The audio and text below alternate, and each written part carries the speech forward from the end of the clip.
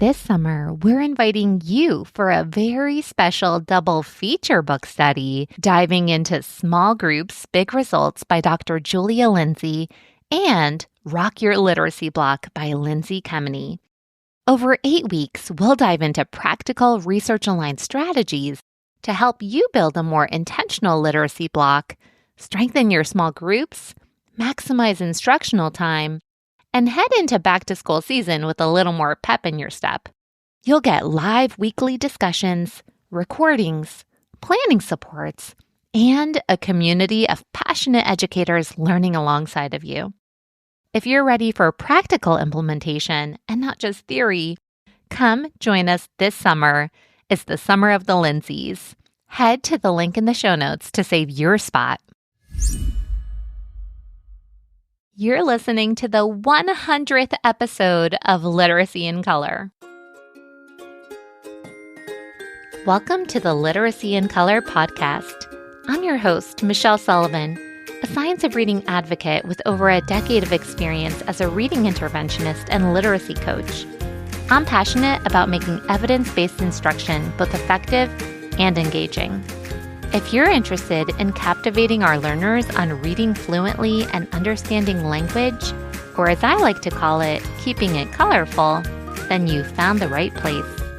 Each week, we'll explore intriguing lit bits and practical strategies around the science of reading and structured literacy to help you be colorful and teach colorfully. Are you ready to bring literacy to life? Let's color outside the lines and make an impact together. 100 episodes ago, starting in October of 2024, I hit publish on a podcast that I wasn't sure anyone would actually listen to. Today, Literacy in Color has reached thousands of educators around the world and has connected me with some of the brightest minds in literacy, including researchers, authors, practitioners, coaches, interventionists, and classroom teachers globally. I've learned more than I ever could have imagined, and I've spent a lot of time reflecting on what could make a fun, celebratory podcast episode.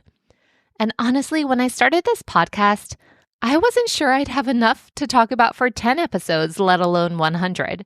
How much can one person say about literacy, right? Apparently a lot.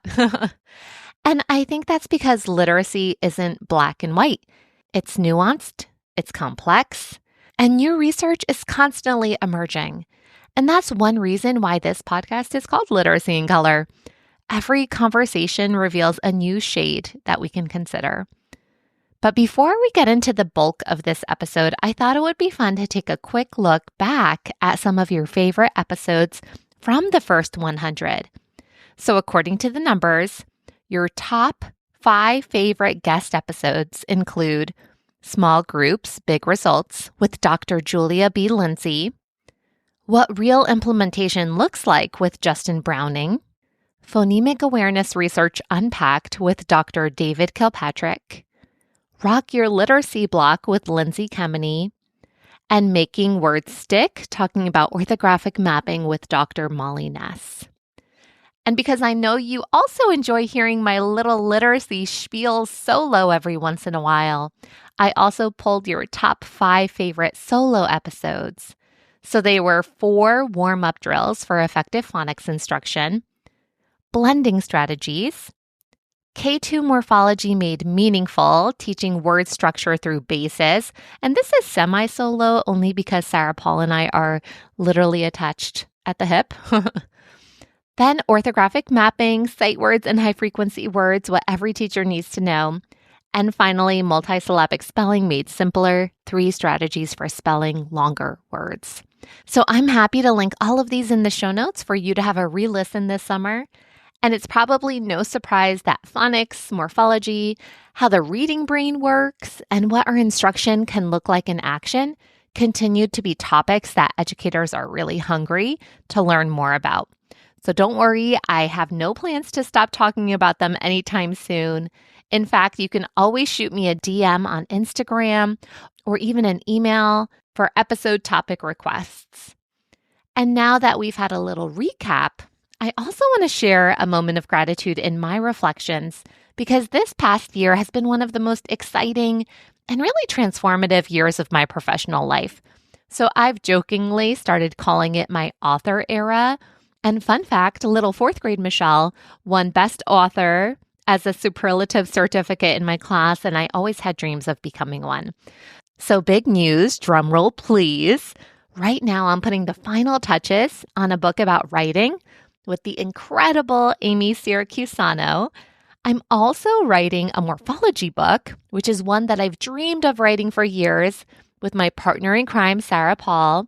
And I have 4 more children's books in the works as part of the Phonics Read Aloud series in this Morphology Read Aloud collection that I'm creating with another forever friend, Yvette Mans. And perhaps most surreal of all, I've also been invited to contribute a chapter to an upcoming anthology alongside some of the most respected and influential names in literacy. I won't share all of the details just yet, but trust me, you'll hear more about it soon. And honestly, as exciting as these projects are, what makes them even more special are the people I'm working on them with. So Amy, Sarah, and Yvette are really 3 special women who've had an incredible impact on my life, both professionally and personally. They've challenged me, encouraged me, believed in me, celebrated with me, and really have helped me grow. And I'm so blessed to call them my friends. And one of the greatest gifts this podcast has given me is the relationships that have come from it. So not just professional connections, but truly genuine friendships with people who share the same passion for helping children become successful readers and writers. So while I'm incredibly excited about these books, I'm even more grateful for the people I get to create them with. So ladies, if you're listening, thank you. And I hope you're smiling ear to ear because I will shout it from the rooftops that I am eternally grateful for each of you. And of course, to all of you, thank you for spending part of your day with me each week and for helping literacy in color reach this milestone. Now, let's get into the reason we're here today. So for episode 100, I want to share 3 hills I would die on, 3 things I hope we can leave behind, and 3 things I'm watching closely. But before I do that, I do want to tell you a little story, maybe not a story as much as an observation. So if you've spent any amount of time in literacy spaces on social media, you've probably seen some of the debates that seem to pop up every so often. I'm sure you know of the ones like, is it ya or ye?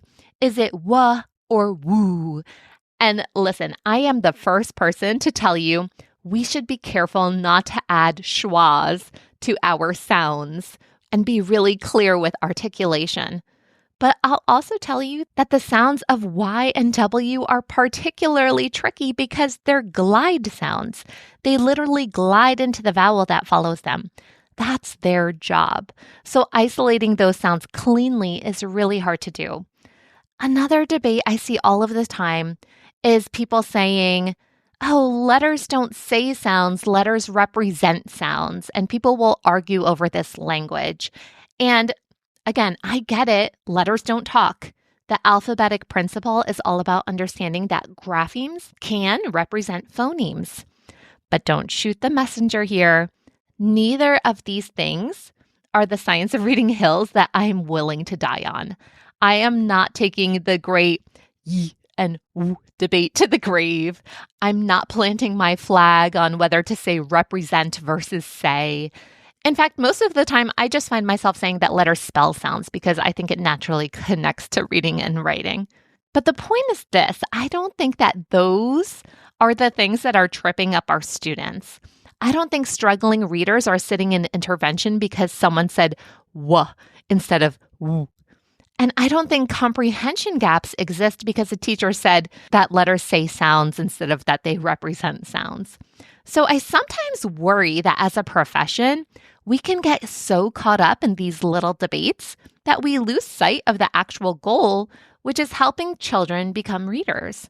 So when I sat down to think about the hills that I'd actually die on, the beliefs that I would defend in any classroom, any school, any conversation, I realized they weren't necessarily about these weeds, right? They were about the children and what I believe every student deserves.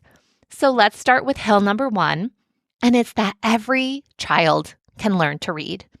Not some children, not maybe half my class, every child. Does it mean that every child will learn at the same pace?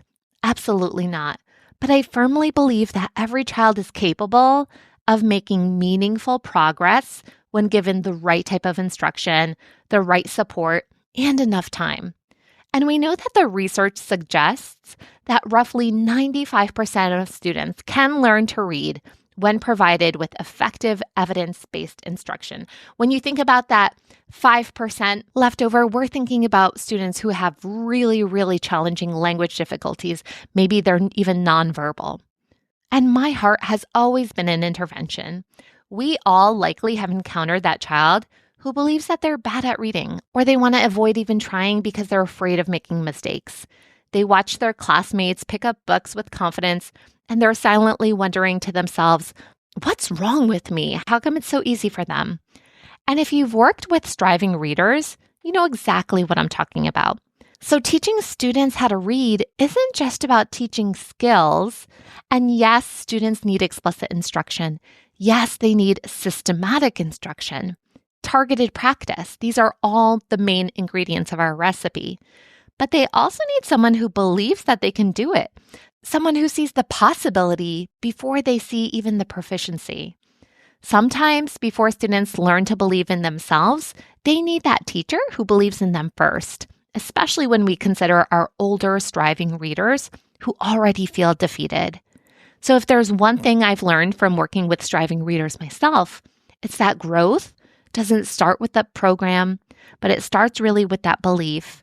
So we need to hold the belief that this child can learn and that this child is capable. You know, you can look that student square in the face and believe with all of your being that this child deserves every opportunity to become a successful reader. And again, every child can learn to read. I will never stop believing that. Does forming your skill-based groups feel a little mysterious? You have the screening data, but you're still asking, okay, how do I use this to move students forward? A good friend of the podcast, Dr. Stephanie Stoller, runs the Reading Science Academy, and she created an exclusive grouping resource bundle free for Literacy in Color listeners. You'll get Stephanie's cheat sheets for grouping students at the beginning, middle, and end of the year, plus a video that walks you through a real classroom example. And June is the perfect time to dig in before fall screening. I'll always proclaim that I myself am a proud Reading Science Academy member for life, and I can genuinely say that the quality of the resources and professional learning is top-notch. The Facebook community is also one of the most supportive spaces I've experienced. Reading Science Academy is honestly one of the first places I go whenever I have a question about literacy instruction or assessment. So go to readingscienceacademy.com/color to get your free grouping resource bundle today. Hill number 2 is that morphology is foundational. And I know nobody's shocked that morphology made the list, but hear me out. I don't love morphology because it's interesting. I love morphology because it sits at this intersection of so many things we care about: spelling, word recognition, vocabulary, grammar, comprehension. I think most people tend to lump morphology and vocabulary into one bucket, as though morphology is just part of making meaning. It's a word learning strategy, right? And it absolutely is. But morphology is so much more than that.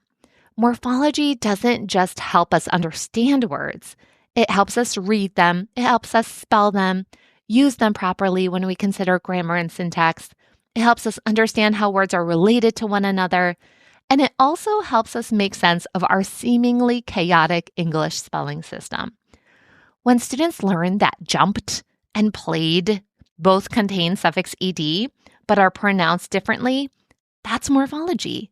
When we think about how the English spelling system is actually set up, students can understand why the G is silent in sign, but suddenly pops in signal, or how heal and healthy belong to the same word family despite shifts in pronunciation.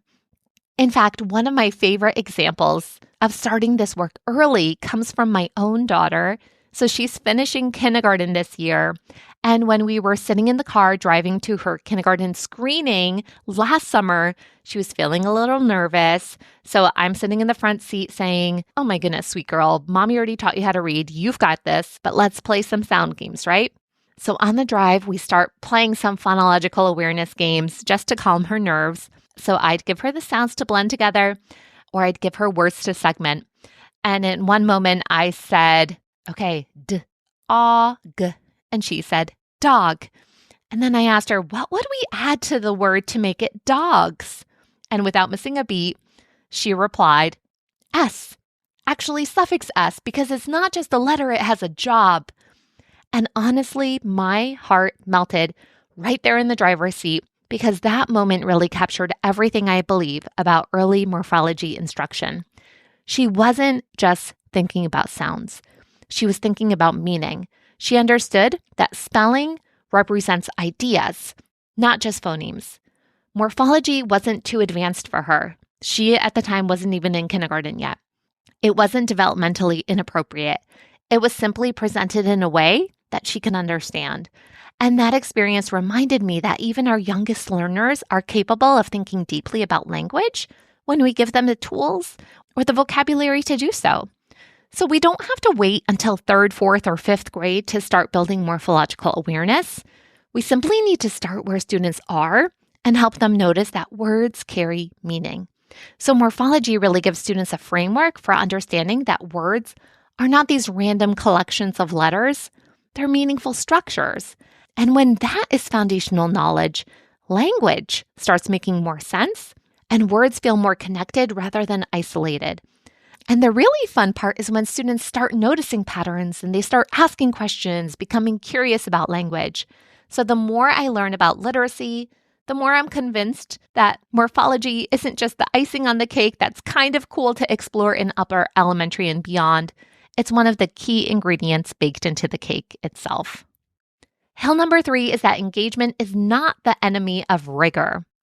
So somewhere along the way, we created this false dichotomy. This narrative emerged that suggested that we had to choose if we wanted classrooms filled with joy, engagement, rich literature, this love for reading, and we had to sacrifice that for explicit instruction. So if we embraced structured literacy, we were somehow signing up for dry lessons, endless drills, rote repetition, as though these things exist on the opposite end of a continuum that educators have to choose between explicit instruction or joyful instruction.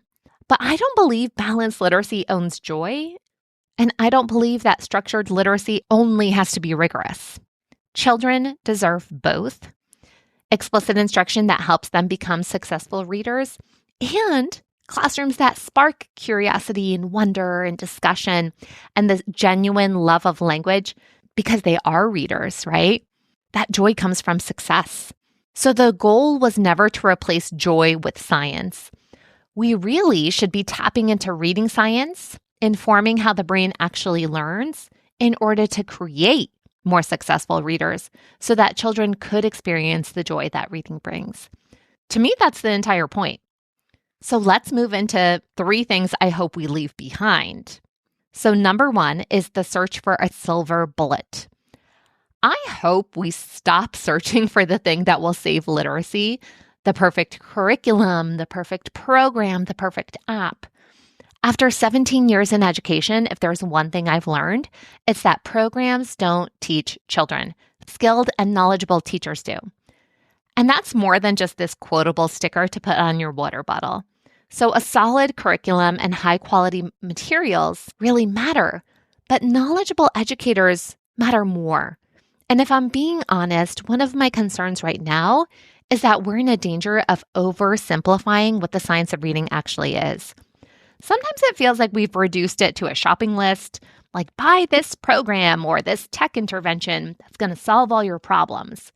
And again, high quality instructional materials absolutely matter, but a curriculum itself is not the science of reading. The science of reading is a body of research, and sure, curriculum can be informed by that research, but it's not the research itself. So I worry that when schools adopt a new program and don't immediately see the results they were hoping for, people may come to the conclusion that the science of reading doesn't work.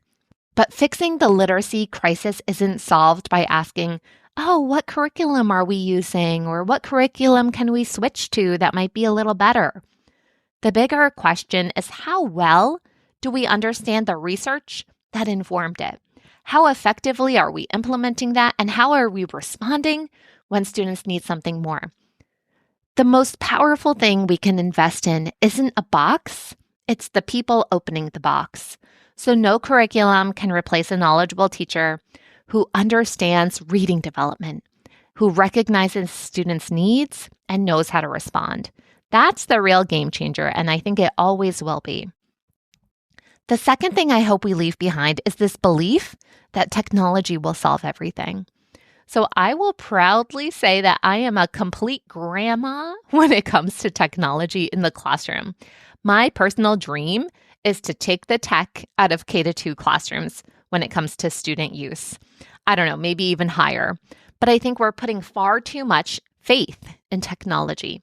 One school I consulted with, the teachers essentially were crying to me that they don't have enough time to teach what they need to because of a district mandate that every child has to be on X reading intervention, I won't say the name, for 30 minutes every single day. The interesting thing here, though, is there actually isn't any research behind the effectiveness of this particular program. Yet schools all over the nation put their eggs in one basket. They get sold by the marketing, assuming that some of these tech programs are really easy fixes. And I also want to be clear, I use technology. I am not anti-all ed tech. I think there are some companies who are doing some really amazing things. Project Read AI is a favorite of mine. And I think technology can be incredibly useful. But to me, it's not the teacher, and it cannot replace professional judgment, relationships, or responsive instruction. The third thing I hope we leave behind are the reading wars. I've shared this sentiment before, and honestly, I've even hinted at it earlier in this episode. But the science of reading in and of itself is not and should never be part of a pendulum swing. If there's any swinging happening, it's because we're trying to course correct from practices that weren't producing the outcomes we hoped for. So if we see a little swing, it's more like learning and professional growth happening, educators being willing to reflect, adjust, and improve their practices. And to be really clear, when it comes to these reading wars, I do think there are times when we do need to take a stand. So I believe that children deserve explicit instruction, and I don't believe that students learn to read simply through exposure or osmosis. I believe teachers deserve to understand the research behind the practices they're using, and those are conversations worth having. But somewhere along the way, literacy became really tribal. And truthfully, I'm tired. You're probably tired. Most educators I know aren't interested in winning arguments or debates. They just want to do what's right by kids. Yet somehow we found ourselves sorting into camps like the phonics people versus the comprehension people, the knowledge building people versus the skills people. And even within structured literacy, we sometimes create these teams like the OG people versus the linguistic phonics people versus the SWI people versus the direct instruction people. And meanwhile, most of the experts I've interviewed over these last 100 episodes tend to agree on far more than they disagree on. They may have different perspectives on implementation, but at the end of the day, they're all trying to answer the same questions. How can we help children become successful readers? An Instagram friend, Kathleen Love, put it nicely on social media recently. She said it's like we're arguing over the best type of life jacket when we see those drowning in front of us. I also want to clarify, I'm all for conversations that fine-tune the details when it comes to implementation. But with that being said, I also hope that the future of literacy looks more like collaboration rather than just defending positions. And finally, we're going to wrap up with 3 things I'm watching closely. So thing number 1 is AI. AI is not going away. I think it has enormous potential, but it also completely and utterly freaks me out, to be honest. The question isn't whether we'll use AI. The question is whether we'll use it wisely. Can it help teachers save time? Can it support planning? I think absolutely yes. But can it replace expert instruction? To me, the answer is no. I think schooling and learning should remain a human experience. I also fear how it could be used as a student tool for some of our deeper thinking processes, like writing long compositions. I hope we never get to a point where students don't think for themselves because they let a computer think for them.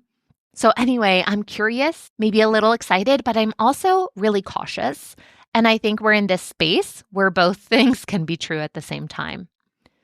The second thing I'm watching closely is the growing focus on language. So in the past year or so, I see a lot of literacy conversations grounded in the importance of language. We've spent years talking about decoding and phonics, which are essential. But underneath all of that is language. In 2025, Maggie Snolling and Charles Hume proposed what they call the reading as language model, emphasizing that reading is fundamentally a language-based process. And I think we're beginning to see that realization ripple through the field. We're talking more about oral language, language comprehension, with things like vocabulary, syntax, morphology, etc. In kindergarten, too, we kick off the year with phonics screeners. But how about language screeners? Or what about in preschool or early childcare centers? When a child arrives at school, language development isn't starting. It's already been unfolding for years, birth to 5, right? So decoding doesn't matter any less, but we're beginning to appreciate how much weight is sitting on the shoulders of language. And finally, the third thing I'm watching closely is writing. In fact, my prediction is that this next decade in literacy is going to be heavily influenced by writing. We've learned so much about reading science, and now I think we're going to see growing attention to writing. And lucky for you, as I mentioned in the beginning of this episode, Amy Siracusano and I have a book about writing coming out in spring of 2027 with Solution Tree. So you'll definitely be hearing more from us on that topic. But writing is incredibly complex because it's a production task, unlike reading, which requires recognition. Typically, when we think about writing, we often think about the finished product, the essay, the paragraph, or the story. But so much has to happen before a child can successfully generate that final piece. Writing draws on transcription skills like handwriting and spelling. It relies on executive functions like planning, organizing, self-monitoring, revising. It also requires language skills. And then on top of all of that, students have to generate ideas and communicate them in a way that makes sense to a reader with a particular audience in mind. That's a lot. And I think we're just starting to see the growing recognition that writing deserves the same attention we've devoted to reading. We're starting to ask better questions like, how do we explicitly teach sentence construction? How do we support students who struggle to get their ideas on paper? How do executive functions influence writing performance? How do we assess writing in meaningful ways? This is all really exciting. And honestly, I can't wait to see where that larger scale conversation takes us. So as we wrap up this 100th episode, 3 hills I'd die on, 3 things I hope we can leave behind, and 3 things I'm watching closely, I'd love to hear what resonated with you most. And with one more celebratory gesture, to every listener who has spent part of their commute, workout, walk, or planning period with me, thank you for making the first 100 episodes possible, and thank you for bringing color to literacy every single day. Here's to the next 100. Thank you so much for tuning into Literacy in Color. I hope today's episode left you feeling both inspired and equipped with something new to add to your teaching toolkit. If you're enjoying this podcast, it would truly mean so much to me if you'd leave a 5-star review. It helps other educators find the show and join our colorful community. And don't forget to hit the follow or subscribe button so you never miss an episode. For more tips, tools, and resources, be sure to check out the links in the show notes at michelleandthecolorfulclassroom.com. Thanks again for listening, and I'll catch you next week. Until then, be colorful and teach colorfully.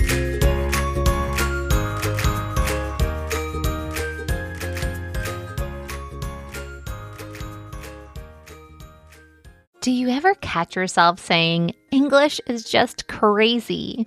Maybe your students come across a tricky word and you tell them, you just have to memorize that one, or this is the part you have to know by heart. But deep down, you know it's still confusing. Here's the truth. English isn't random.